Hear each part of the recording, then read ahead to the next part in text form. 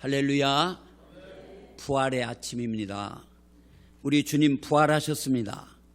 오늘은 우리 주님께서 사망의 권세를 이기시고 부활하신 부활주일이에요. 부활의 기쁨과 감격이 사랑하는 여러분들 심령 속에 넘쳐나기를 축복합니다. 우리 현대인들은요, 진리 아닌 것은 쉽게 믿고 따릅니다. 그러면서 참 진리에 대해서는 잘 믿으려 하지도 않고 따르려 하지도 않는 그런 경향이 있어요. 예수 믿으면 구원받는다는 거, 예수 믿으면 죽어도 살고 살아서 믿으면 영원히 죽지 않고 산다는 것은 진리이며 엄청난 복이 아닐 수 없습니다.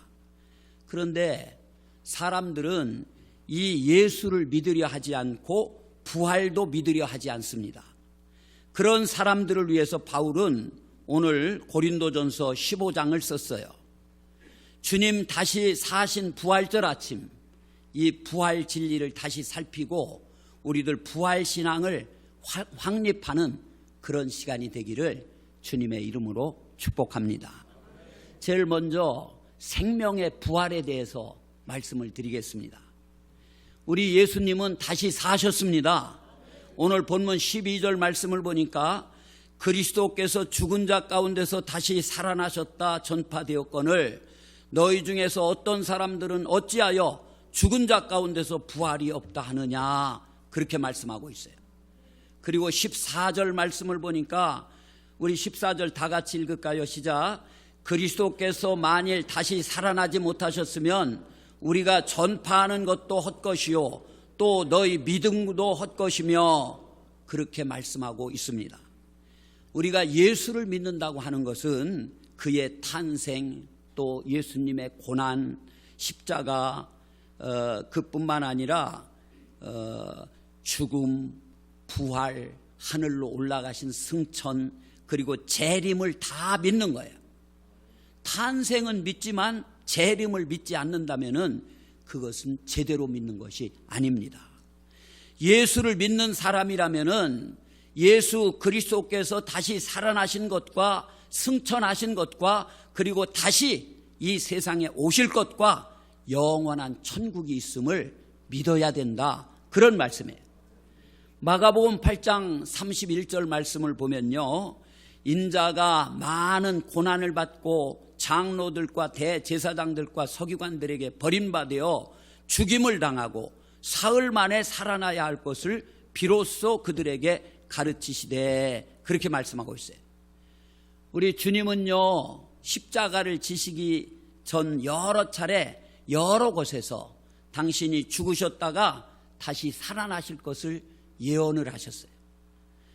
구약 이사야 26장 19절 말씀을 보니까 주의 죽은 자들은 살아나고 그들의 시체들은 일어나리이다. 그 방송실 자막 좀 잘 띄워주세요. 그렇게 예언을 했어요. 부활의 예언인 거예요. 부활의 예언. 마태복음 28장 6절 말씀을 봐도 그가 여기 계시지 않고 그가 말씀하시던 대로 살아나셨느니라 증거하고 있습니다. 그 뜻은 예언하셨던 대로 그대로 살아나셨다는 거예요. 고린도전서 15장 4절에서 장사 지낸 바 되셨다가 성경대로 사흘 만에 다시 살아나사, 이렇게 말씀하셨고, 15장 5절에서 8절까지 말씀을 보면은 부활하신 주님께서 베드로에게 나타나 보이셨고 또 12 제자에게도 나타나 보이셨고 500여 형제에게 일시에 나타나 보이셨고 그리고 야고보에게도 보이셨고 바울에게도 나타나 보이셨다, 그렇게 말씀하고 있어요. 우리 예수님의 부활은 이미 구약에 예언된 사건이었고 예수님 자신이 예언하셨던 그런 사건으로 그대로 성취가 되었어요. 그리고 많은 사람들에게 다시 나타나 보여주신 겁니다. 이것은 부활의 확실성을 보여주는 거예요. 우리 예수 그리스도께서 사망의 권세를 이기시고 다시 사셨습니다.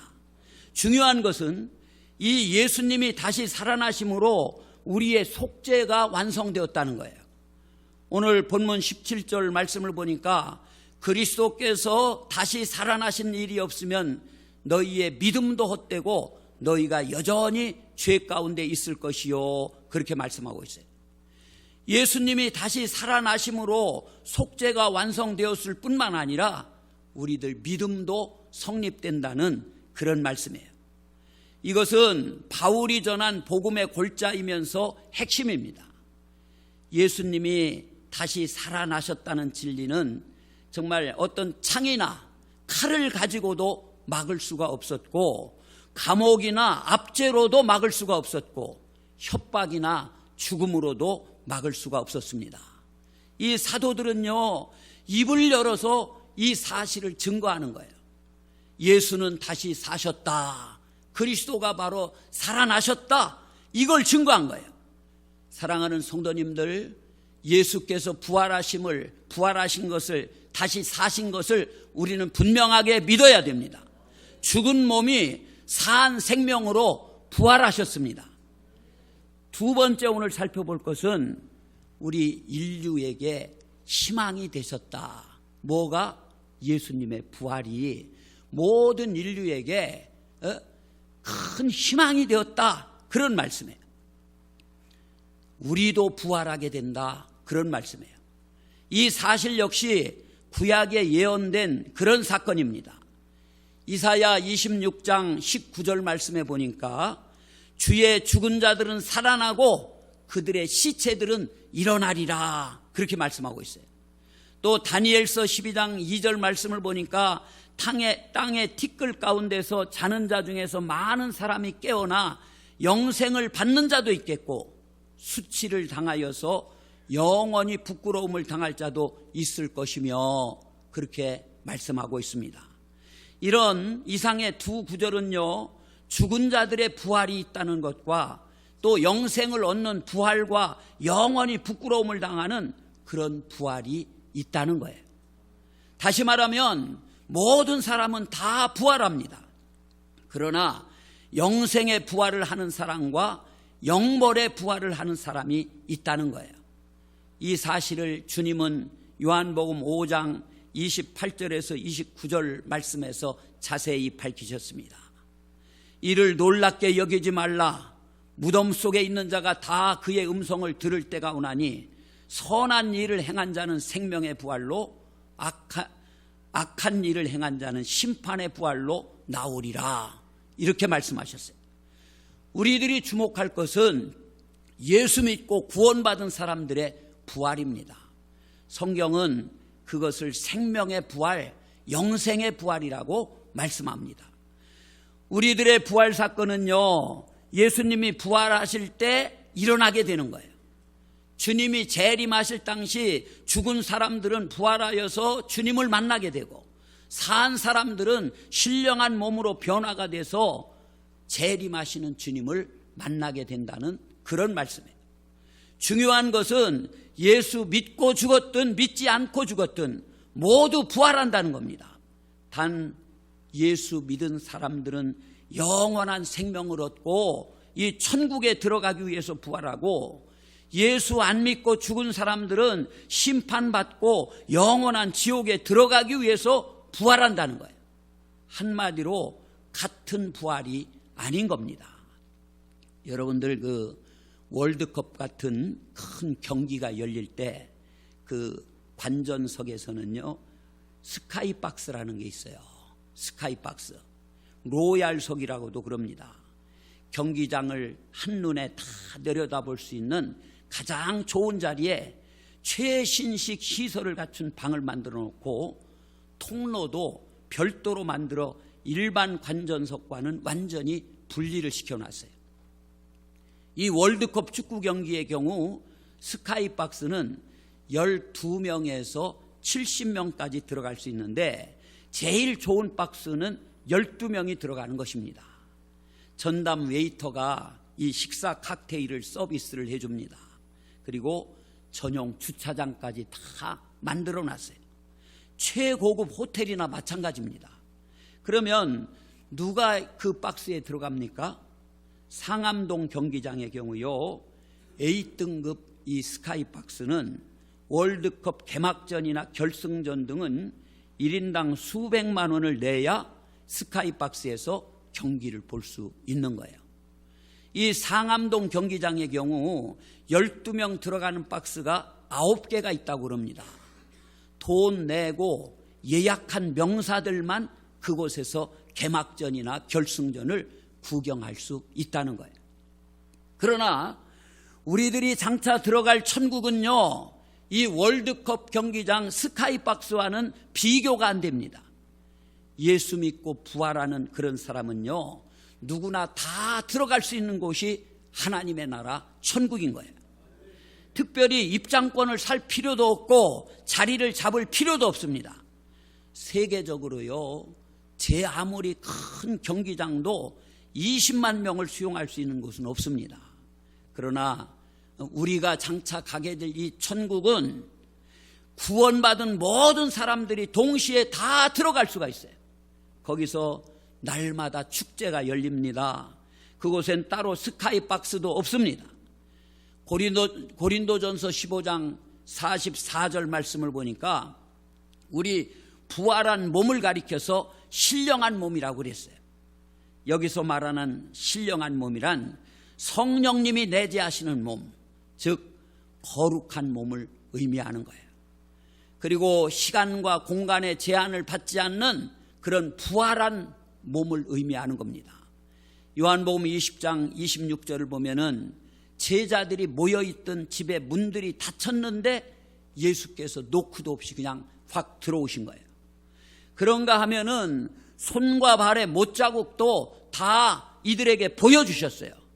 그러니까 신령한 몸이라는 것은요, 죄사함 받고 성령님의 인도를 따라 사는 몸, 또 영생의 부활에 참여한 몸, 천국에 들어갈 수 있는 몸, 시간과 공간의 제한을 받지 않는 몸, 다시 죽지 않는 그런 몸을 의미하는 거예요.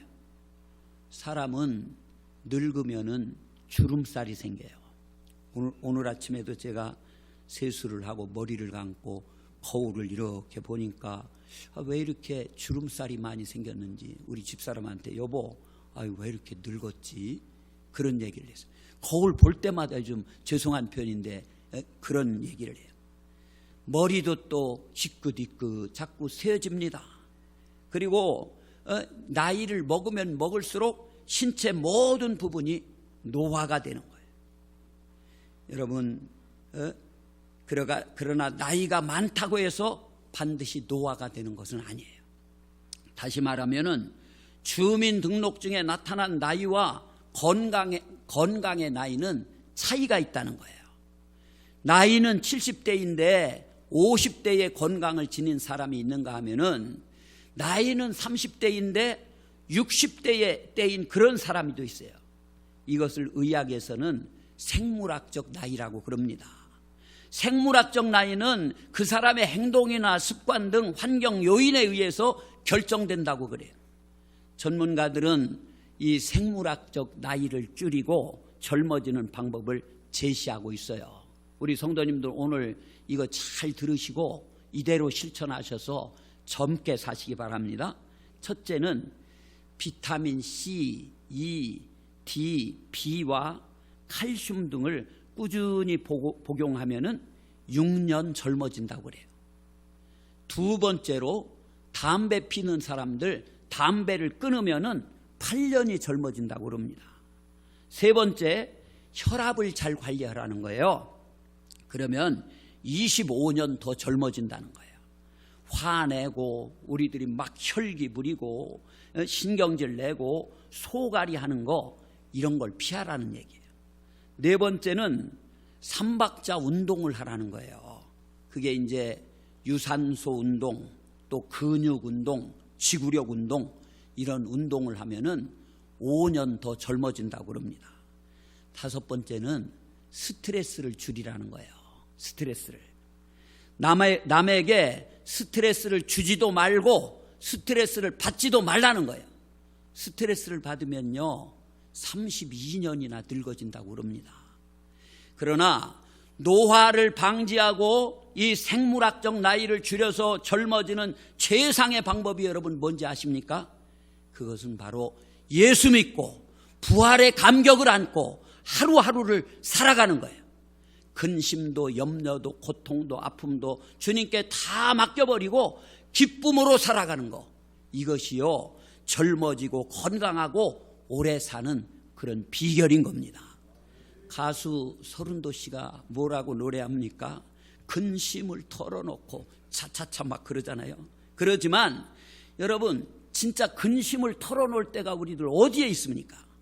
바울은 고린도전서 15장 57절 말씀에서요, 우리 주 예수 그리스도로 말미암아 우리에게 승리를 주시는 하나님께 감사하노니, 그렇게 고백하고 있어요. 또 고린도전서 15장 58절 말씀에서는 견실하며 흔들리지 말고 항상 주의 일에 더욱 힘쓰는 자들이 되라, 이렇게 말씀하고 있습니다. 미국에서 스탠포드 대학이라는 대학이 있는데, 이 대학은요 우리나라 서울대, 연고대처럼 명문 대학이에요. 그런데 이 스탠포드 대학을 설립한 사람이 바로 스탠포드라고 하는 사람이에요. 이 스탠포드가 이 대학을 설립한 동기가 있습니다. 이 스탠포드는 굉장히 부자였습니다.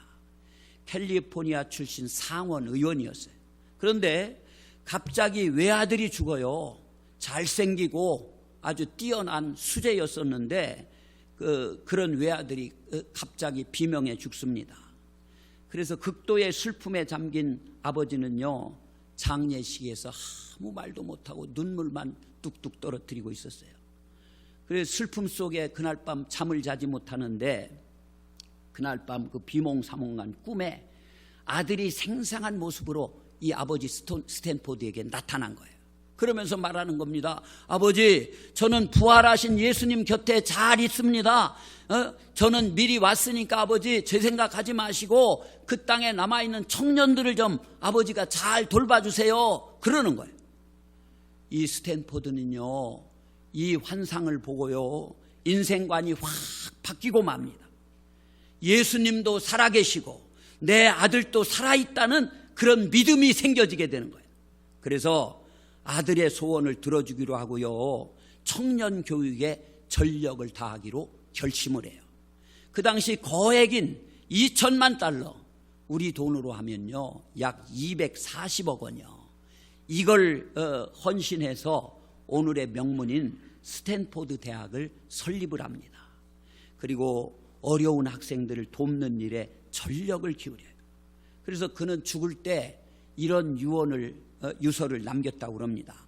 나의 재산은 10원짜리 하나 남기지 말고 청년 교육을 위해서 사용하라, 그런 유서를 남겼대요. 우리가 부활하신 주님을 믿고 장차 주님과 함께 산다는 믿음을 가지게 되면은 이 스탠포드처럼 우리들의 인생관, 가치관이 변화돼서 하늘나라의 소망을 두고 사는 그런 자로 변화될 줄로 믿습니다. 몇 개씩의 박사학위를 받고 떼돈을 벌고 또 좋은 집에 살고 좋은 옷을 입고 살아도 부활신앙이 없으면요 우리가 어디로 가는지, 누구에게로 가는지 모른 채 그냥 인생을 살아가는 거예요.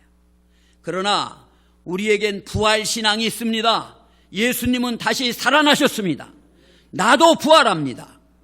예수님의 부활은 모든 인류에게 새로운 희망을 주셨습니다. 그뿐만이 아닙니다. 영원한 천국에 들어가서 주님과 함께 영원히 살게 될 것을 믿습니다. 생명의 부활, 영생의 부활, 예수님의 부활, 우리의 부활을 믿는 그런 거룩한 성도님들이 되시기를 이 부활절 아침에 우리 주님의 이름으로 간절히 축복합니다.